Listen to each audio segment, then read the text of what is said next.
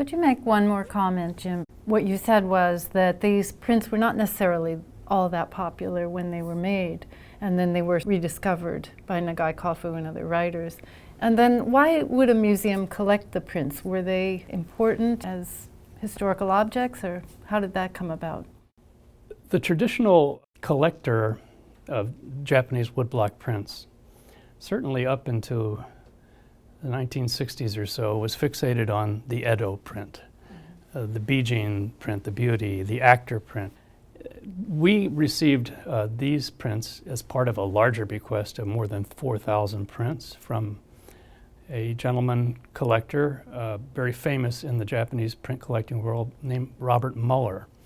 Bob Muller certainly traveled to Japan before the war. He began collecting modern prints and prints of the late 19th century when he was still a student at Harvard in his senior year in the mid-1930s.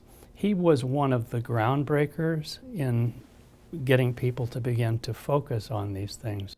He was tipped off to the beauty and interesting qualities of the Meiji print, that would include Kiyochika, Yoshitoshi, and others, by British collectors.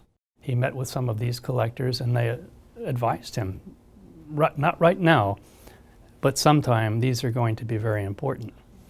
And we were excited to get this large collection because it begins to tell a story, not the whole story, but it begins to tell the story of what happens in this roughly 100-year period from 1850 to 1950. Artistic initiative didn't die, but ways of viewing were so mixed that we have this kind of grab bag of images, and now we're able to look at it with a bit more logic, understand the history, and most interesting to me, appreciate the beauty.